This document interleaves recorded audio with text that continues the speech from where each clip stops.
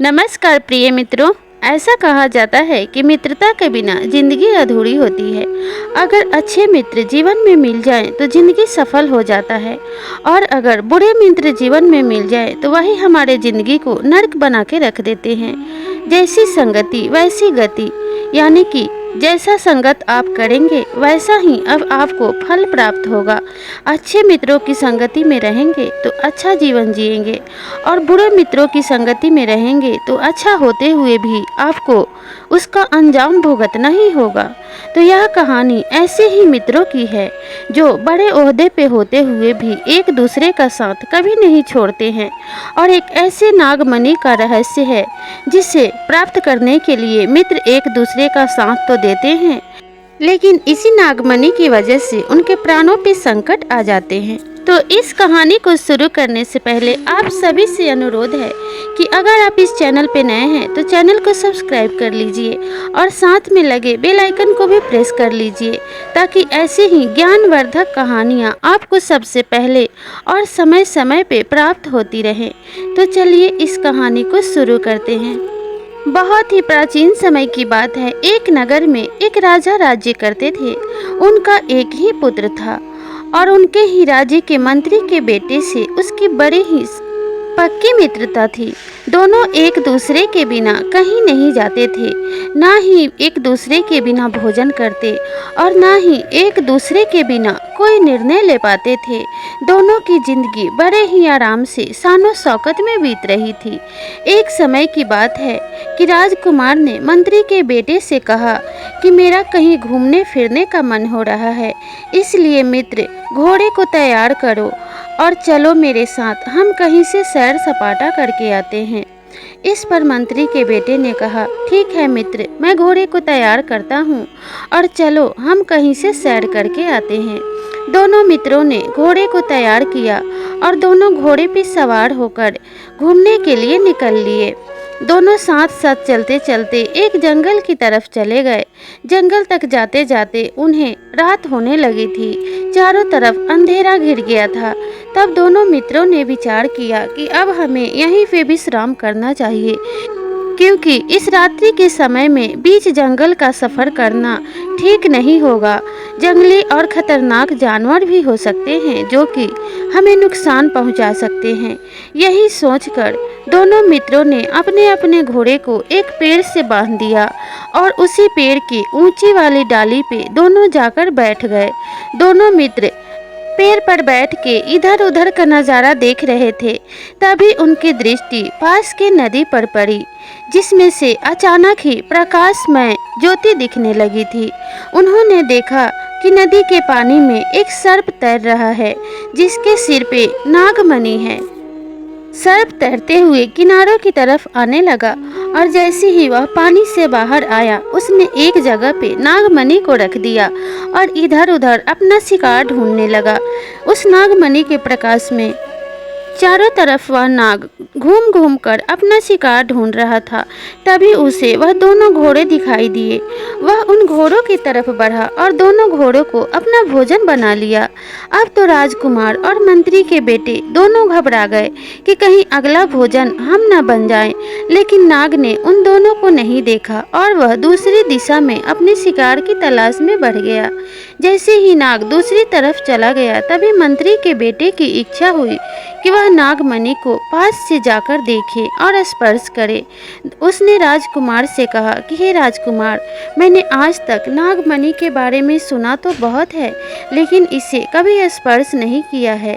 इसलिए अगर आप चाहें तो हम दोनों इसे जाकर देख सकते हैं। राजकुमार और वह मंत्री का बेटा दोनों उस वृक्ष से नीचे उतरे और वहां जाकर नागमणि को देखने लगे। नागमणि से अद्भुत प्रकाश निकल रहा था। मंत्री के बेटे को यह बात पता थी कि गोबर से या घोड़े की लीद से इस नागमणि के प्रकाश को बंद किया जा सकता है और नागमणि को छुपाया जा सकता है। उसने पास ही पड़े घोड़े का लीद हाथों में उठाया और उस नागमणि को ढक दिया, और दोनों जाकर वापस से उसी पेड़ पर चढ़ गए और छुपकर बैठ गए। तभी वह नाग वापस लौट कर आया और अपने नागमणि को इधर उधर ढूंढने लगा, लेकिन उसे नागमणि कहीं भी दिखाई न दी। अपने नागमणि को न पाकर उसने वहीं पास पड़े एक पत्थर पे सिर पटक पटक कर अपनी जान दे दी। नाग के मरने के पश्चात राजकुमार और मंत्री का बेटा दोनों उस पेड़ से उतरे और उन्होंने नागमणि को अपने हाथ में उठा लिया और उसी पानी के जल से उस नागमणि को धोने लगे। जैसे ही उन्होंने नागमणि को उस पानी से धोया, पूरा नदी उस नागमणि के प्रकाश से जगमगाने लगा। नदी का पानी जैसे ही प्रकाशित हुआ, उस नदी के अंदर उन्हें बहुत ही अद्भुत एक राजमहल दिखाई दिया, जो कि बहुत ही सुंदर लग रही थी। दोनों ने उस महल के अंदर जाने का निश्चय किया और दोनों नागमणि को हाथ में लेकर उस नदी में कूद गए। और जैसे ही नदी में कूदे, वे महल के पास पहुंच गए। वे महल के आसपास घूम घूम कर महल को देखने लगे। वे महल की सुंदरता को देखकर बहुत ही आश्चर्यचकित हुए, लेकिन इस बात से भी उन्हें बहुत आश्चर्य हो रहा था कि महल के पास एक भी व्यक्ति उन्हें दिखाई न दिया। उस महल में ऐसा कोई भी व्यक्ति नहीं था जिससे वह महल के बारे में जानकारी प्राप्त कर सके और किसी से बात कर सके। महल को देखते देखते वे एक महल के कक्ष में पहुंच गए, जहां एक पलंग पे एक सुंदर राजकुमारी लेटी हुई थी। राजकुमारी ऐसे सोई थी कि उसके शरीर में बिल्कुल भी हलचल नहीं हो रही थी। दोनों ने जब उस राजकुमारी को देखा तो वे दोनों डर गए और मन में विचार करने लगे कि यह राजकुमारी कहीं मृत तो नहीं है। यही सोच ही रहे थे कि तभी राजकुमारी जाग गई और उन दोनों को देखकर कहने लगी कि तुम दोनों यहाँ तक कैसे आ गए? जल्दी यहाँ से भाग जाओ, नहीं तो वह सर्प आ जाएगा और तुम दोनों को डस लेगा, फिर तुम दोनों कहीं के नहीं रहोगे। राजकुमार ने जब उस राजकुमारी की ऐसी बातें सुनी तो उसे बताने लगा कि वह सर्प अब कभी नहीं आएगा, क्योंकि अब वह मर चुका है। इसलिए तुम इस बात की बिल्कुल भी चिंता ना करो। जब उस राजकुमारी ने उस सर्प के मरने की खबर सुनी तो बहुत खुश हो गई और कहने लगी कि यह तो बहुत अच्छा हुआ। उस सांप ने मुझे यहाँ कैद करके रखा था और मुझे कहीं भी आने जाने की अनुमति नहीं थी। मैं बस इसी कक्ष में हमेशा कैद रहती थी, इसलिए उस सर्प के मरने से अब मैं आज़ाद हो गई हूँ। तीनों ही इस बात से बहुत ज़्यादा खुश हुए और तीनों ही उस महल में एक साथ रहने लगे। इसी तरीके से बहुत दिन बीत गए। बहुत दिन राजकुमारी के साथ रहने के बाद राजकुमार ने सोचा कि यह राजकुमारी बहुत ही अच्छी है और इसका स्वभाव भी अच्छा है, तो क्यों ना मैं इसे अपनी धर्मपत्नी बना लूं। यही विचार करके उस राजकुमार ने राजकुमारी से उसी जल के अंदर वाले महल में विवाह कर लिया और दोनों एक साथ हंसी खुशी रहने लगे। इसी तरीके से काफ़ी समय बीत जाने के बाद अब राजकुमार को अपने महल की याद आने लगी। अब वह अपने घर लौटना चाहता था, लेकिन वह अपने पत्नी को लेकर इसी तरह नहीं जाना चाहता था। वह बड़े ही धूमधाम से और गाजे बाजे से अपने पत्नी को अपने महल ले जाना चाहता था। इसलिए उसने मंत्री के बेटे से कहा कि तुम राजमहल लौट जाओ और मेरे लिए हाथी, घोड़े, पालकी और गाजे बाजे की व्यवस्था करके यहाँ पे आना, तब हम उस महल में लौटेंगे। लेकिन मंत्री के बेटे ने कहा कि मैं इस मणि के बिना बाहर नहीं जा सकता, इसलिए आप मुझे बाहर तक छोड़ दीजिए। तब राजकुमार ने मंत्री के बेटे को अपने साथ जल के बाहर तक लाकर छोड़ दिया और कहा कि अब तुम चले जाओ और एक निश्चित तिथि पे यह गाजा बाजा लेकर मेरे पास आना, तब हम भी यहाँ से चलेंगे। मंत्री के बेटे ने अपने आने की तिथि राजकुमार को बताकर वहाँ से चला गया। राजकुमार वापस से पानी के अंदर महल में उस राजकुमारी के पास चला गया और दोनों एक साथ रहने लगे। एक दिन राजकुमार सोया हुआ था और मणि वहीं पास में रखी हुई थी। तब राजकुमारी ने मन में विचार किया कि राजकुमार जब तक सोए हैं तब तक क्यों ना मैं इस नागमणि को लेकर बाहर की दुनिया देखाऊं। मैंने आज तक कभी भी प्रकृति के दर्शन नहीं किए हैं। राजकुमारी ने वह मणि अपने हाथ में उठाया और जल से बाहर जैसे ही निकली, वह बाहर के दृश्य को देखकर आश्चर्यचकित रह गई। वहाँ की प्रकृति बहुत ही सुंदर थी। उसे इन दृश्यों को निहारते हुए काफ़ी समय बीत गया और उसे इस बात का जरा भी पता नहीं चला कि उसे काफ़ी समय हो चुके हैं। वह बाहर के दृश्यों को देख ही रही थी, तभी वहाँ पे एक सुंदर राजकुमार दिखाई दिया, जो कि उस नगर के राजा का पुत्र था। वह भी वहाँ पे भ्रमण के लिए आया था। जब उसने उस सुंदर राजकुमारी को देखा तो उसे देखता ही रह गया। राजकुमारी ने उस राजकुमार को देखा तो वह घबराकर वापस से पानी में कूद गई और अंदर चली गई। तब राजकुमार के मुख से निकला, अभी थी अभी नहीं, अभी थी अभी नहीं, अभी थी अभी नहीं। इसी प्रकार से वह बार बार कहने लगा। उस राजकुमार के मुख से ऐसी बातें सुनकर उसकी प्रजा और सैनिकों ने समझा कि यह राजकुमार पागल हो गया है और उसे पकड़कर राजमहल में ले गए और उसका उपचार होने लगा। बड़े बड़े वैद्य हकीमों को बुलाया गया, लेकिन कोई लाभ नहीं हुआ। राजा का वह इकलौता पुत्र था, इसलिए राजा ही बड़ी ही चिंता में था कि किसी तरीके से उसका पुत्र अच्छा हो जाए। अब तो राजा चिंता के मारे कुछ विचार नहीं कर पा रहा था। उसने पूरे नगर में घोषणा करवा दी कि जो भी मेरे पुत्र को अच्छा कर देगा, मैं उसका विवाह अपनी पुत्री से कर दूंगा। उसी नगर में एक बुढ़िया रहती थी जिसका एक पागल बेटा था। उस बुढ़िया ने जब यह घोषणा सुनी तो वह मन में विचार करने लगी कि अगर मैं राजा के बेटे को अच्छा कर दूं तो मेरे पागल बेटे का विवाह उस राजकुमारी से हो जाएगा और मेरे बेटे का जीवन सुखमय हो जाएगा। यही विचार करके वह बुढ़िया उस राजमहल में पहुंची और राजा से कहने लगी कि महाराज, मैं आपके पुत्र को अच्छा कर सकती हूँ। मैं उन्हें पूरी तरीके से स्वस्थ कर दूंगी। आप मुझे बस ये बता दीजिए कि राजकुमार कहाँ पे पागल हुए थे। तब उस राजा ने उस बुढ़िया को पूरी घटना सुना दी और कहने लगे कि हे माता, अगर आप मेरे पुत्र को अच्छा कर सकती हैं तो आपकी बड़ी मेहरबानी होगी। तब उस बुढ़िया ने कहा कि उसी नदी के पास मेरे लिए एक झोपड़ी बनवा दिया जाए और मुझसे 100 गज की दूरी पे 4 सैनिकों को रखवा दिया जाए और जब मैं उनसे कहूँगी तभी वे मेरे पास आएं। राजा ने कहा कि ठीक है, ऐसा ही होगा।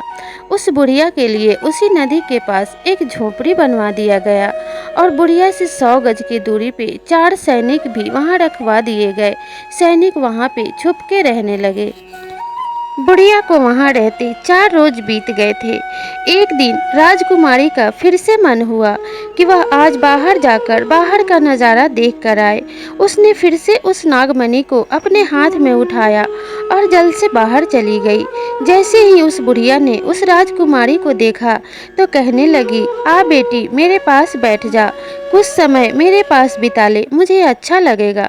तब वह राजकुमारी उस बुढ़िया के पास बैठ गई। तब बुढ़िया ने कहा कि आ बेटी, तुझे नहला दूं।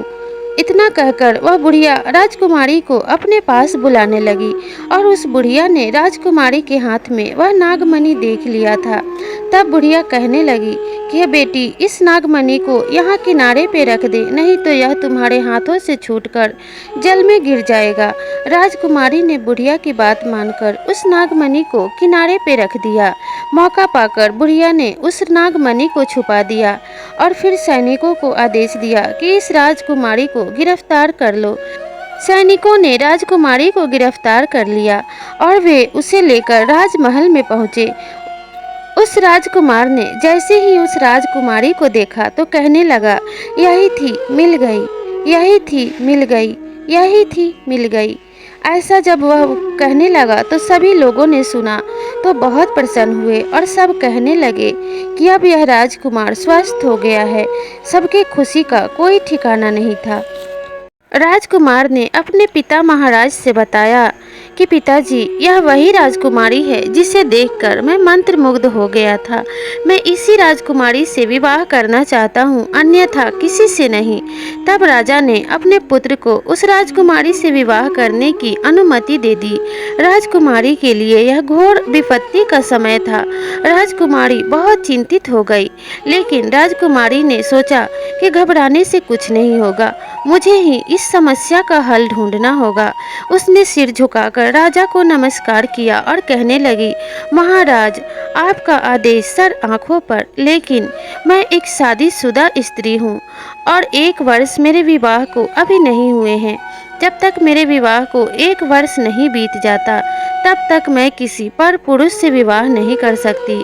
अगर आपने मेरे साथ जोर जबरदस्ती की तो मैं आत्महत्या कर लूँगी। अब तो राजा भी विवश हो गए और उन्होंने राजकुमारी की बात मान ली और 1 वर्ष तक प्रतीक्षा करने लगे। उधर वह मंत्री का बेटा अपने बताए हुए तिथि पर गाजे बाजे के साथ घोड़े हाथी के साथ उस नदी के बाहर पहुंच गया और राजा के बेटे का प्रतीक्षा करने लगा, लेकिन राजकुमार जल से बाहर नहीं आया। तब मंत्री के बेटे को चिंता होने लगी और वह मन में विचार करने लगा कि मैं तो राजकुमार को अपने आने की तिथि बताकर गया था, लेकिन क्या बात है कि राजकुमार जल से बाहर नहीं निकले।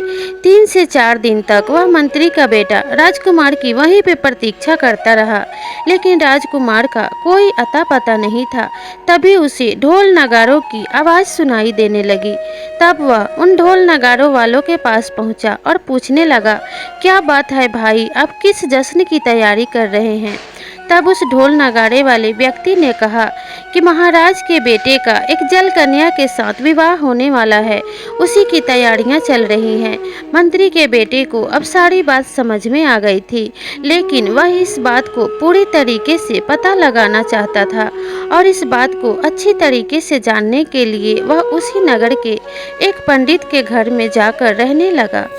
जब मंत्री के बेटे ने अपना पहचान और अपनी समस्या बताई, तब उस पंडित ने पूरी घटना उस मंत्री के बेटे को सुना दिया कि एक दिन इस नगर का राजकुमार उस जल के पास जाकर खड़ा था।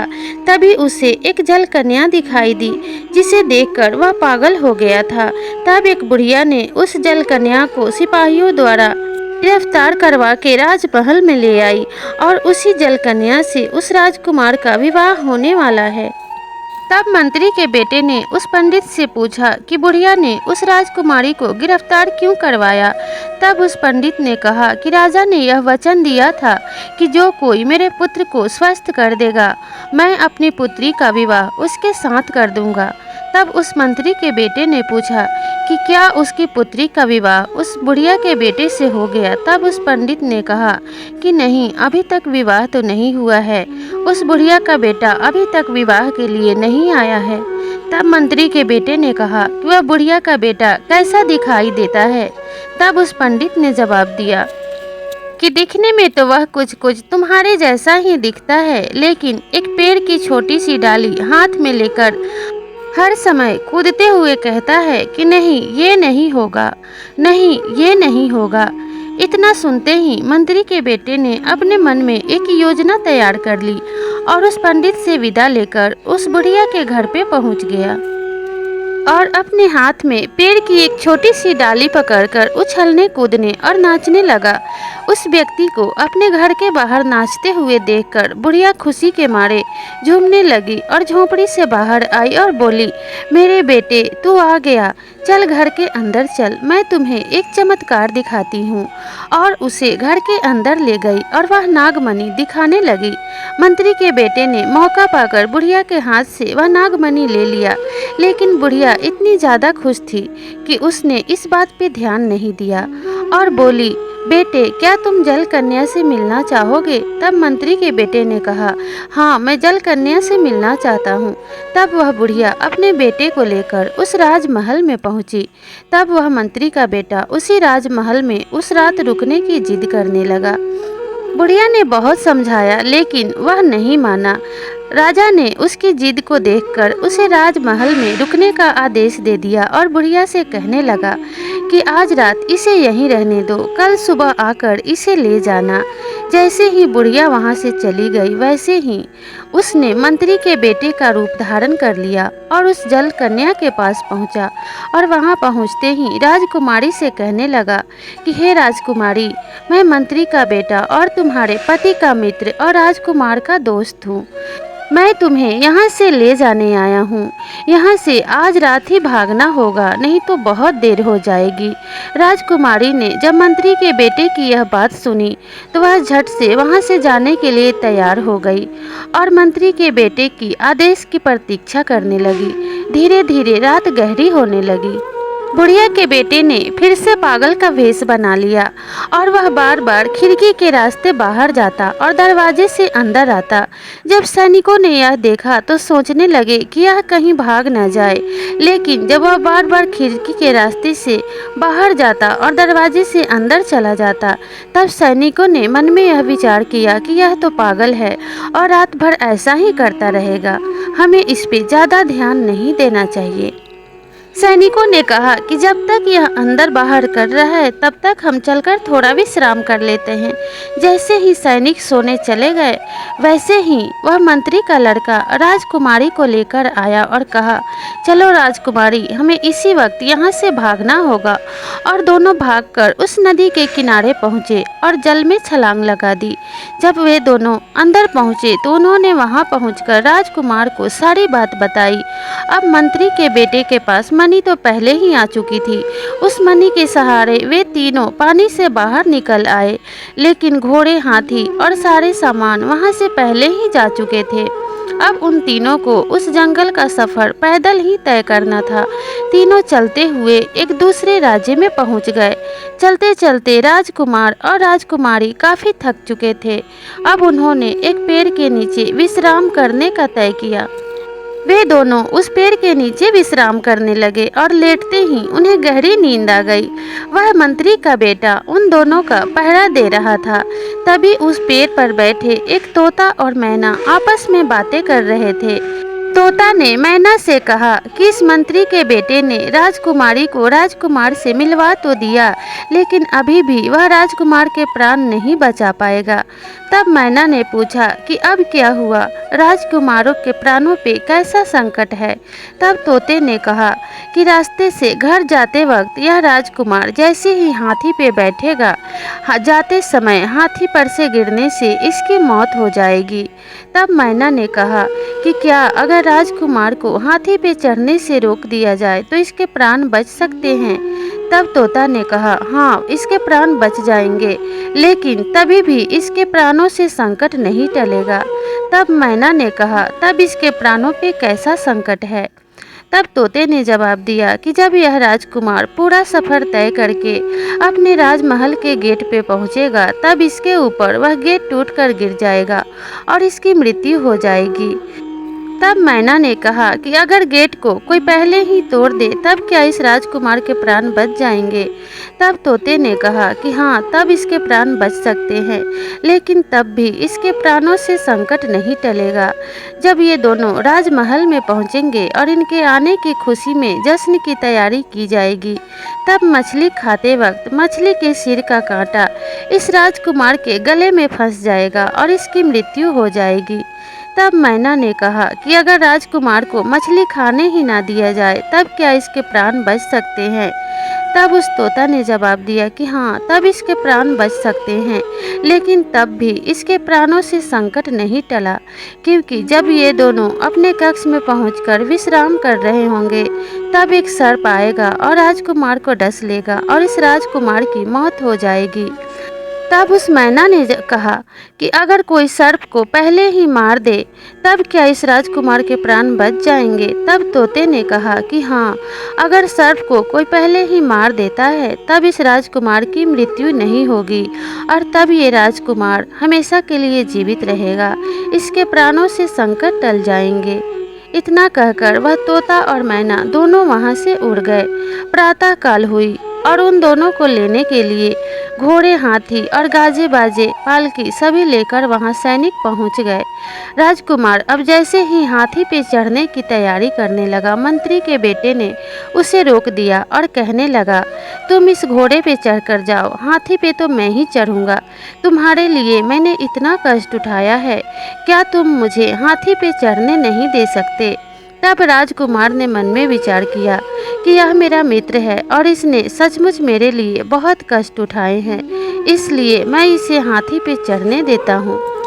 यही विचार करके राजकुमार ने उस मंत्री के बेटे को हाथी पर चढ़ने की अनुमति दे दी और राजकुमारी और राजकुमार दोनों घोड़े पे सवार हो गए और तीनों राजमहल के लिए प्रस्थान कर गए। जब वे महल के द्वार पर पहुंचे तो मंत्री के बेटे ने सबसे पहले उतरकर मेन गेट को तोड़ दिया। यह देखकर राजकुमार को बड़ा ही गुस्सा आया, लेकिन वह मंत्री के बेटे से कुछ भी न कह पाया। वे तीनों अंदर गए। जब वे सब राजमहल में पहुंचे तो बड़े ही धूमधाम से उनके स्वागत की तैयारियां होने लगी। तरह तरह के व्यंजन बनने लगे। जब सभी को भोजन परोसा गया तो राजकुमार को भी भोजन परोसा गया, लेकिन मंत्री के बेटे ने राजकुमार के आगे से वह थाली उठा लिया और स्वयं खाने लगा और कहने लगा, यह भोजन तो मैं खाऊंगा, आप यह मेरी थाली खा लो, जिसमें थाली में मछली नहीं था। यह देखकर राजकुमार को बड़ा ही क्रोध आया और उसने गुस्से से कहा, तुम यह सब क्यों कर रहे हो? इस पर मंत्री के बेटे ने जवाब दिया, मैं आपका मित्र हूँ और क्या आपके ऊपर मेरा इतना भी अधिकार नहीं है? फिर राजकुमार चुप हो गया। राजकुमार मन में विचार करने लगा कि यह मेरे हर कार्य में बाधा पहुंचा रहा है, इसे तो किसी बहाने से यहाँ से दूर भेजना होगा। और यही मन में विचार करके राजकुमार ने अपने मित्र से कहा कि मित्र, तुमने बहुत भाग दौड़ किया है और तुम बहुत ज़्यादा थक गए हो, इसलिए अब तुम अपने घर जाकर विश्राम करो, कल प्रातः फिर आना। लेकिन मंत्री के बेटे ने इन बातों पर ध्यान नहीं दिया और खाना खाने के बाद राजकुमार के कक्ष में उनके पलंग के नीचे जाके छुप गया। जब राजकुमार और राजकुमारी दोनों जाकर पलंग पर विश्राम करने लगे और गहरी नींद में सो गए, तभी एक भयानक काला विषैला सर्प आया और राजकुमार की तरफ बढ़ने लगा। जब मंत्री के बेटे ने उस भयानक सर्प को देखा तो पलंग के नीचे से निकला और उस सर्प के टुकड़े टुकड़े कर दिए। मंत्री के बेटे ने जैसे ही अपने तलवार से उस सर्प को मार दिया और उन सर्प के टुकड़ों को उठाकर एक घड़े में छुपाने ही वाला था, तभी राजकुमार की नींद खुल गई और वह गुस्से से आग बबूला हो गया और क्रोधित होकर राजकुमार ने अपनी तलवार निकाल ली और अपने मित्र को मारने के लिए आगे बढ़ा और कहने लगा, तुम्हारी इतनी दुस्साहस कि तुम मेरे कक्ष में आ गए। अवश्य ही राजकुमारी को देखकर तुम्हारे मन में कोई पाप आ गया है और इसी कारण से तुम इस कक्ष में आए हो, इसलिए आज मैं तुम्हें क्षमा नहीं कर सकता, आज मैं तुम्हारे प्राण ले लूँगा। इस पर मंत्री के बेटे ने राजकुमार को सारी सच्चाई बता दी, लेकिन कुछ बातों को छिपाए रखा। लेकिन राजकुमार को मंत्री के बेटे की किसी भी बात पर विश्वास न हुआ और राजकुमार कहने लगा कि तुम झूठ बोल रहे हो।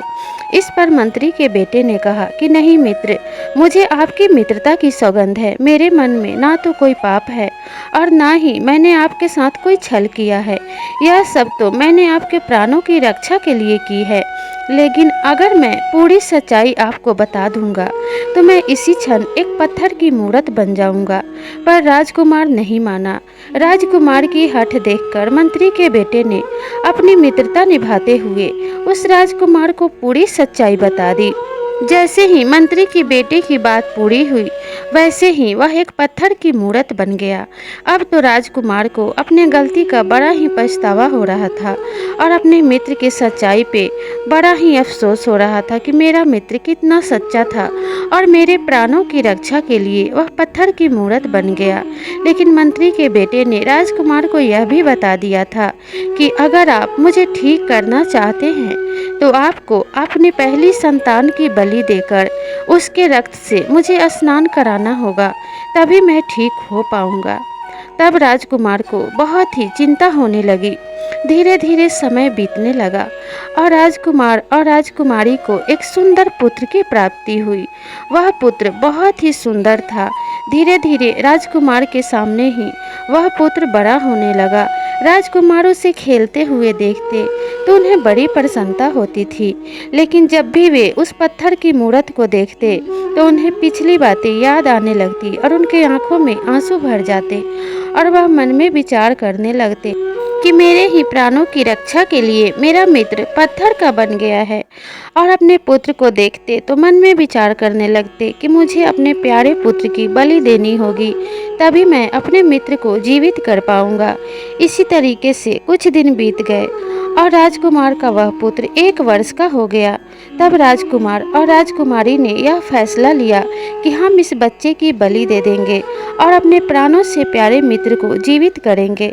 उन दोनों ने अपने पुत्र की बलि दे दी और उसके रक्त से अपने मित्र को नहला दिया, जिससे कि उनका मित्र पुनः पहले जैसे हो गया और जीवित हो गया। जब वह मंत्री का बेटा जीवित हुआ तो वह अपने अगल बगल देखने लगा। तब उसने देखा कि राजकुमार ने अपने पुत्र की बलि दे दी है। तब उसे याद आई कि मेरी माँ को काली की सिद्धियाँ प्राप्त है और अगर मैं इस बच्चे को अपने माँ के पास ले जाऊंगा तो मेरी माँ अवश्य ही इसे जीवित कर देगी। और उसने तत्काल बिना विलंब किए उस बच्चे को अपने गोद में उठा लिया और अपने माँ के पास उसे ले गया।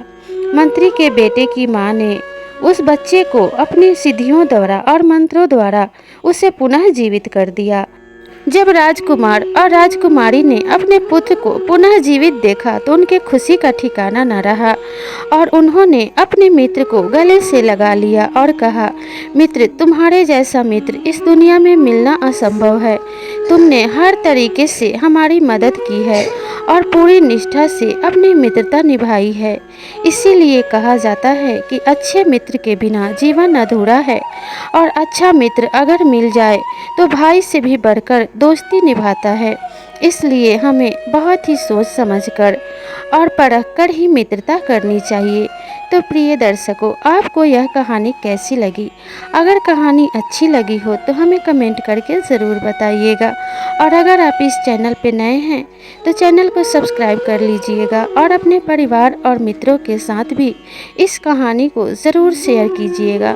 तो मिलते हैं अगले कहानी में, तब तक के लिए नमस्कार।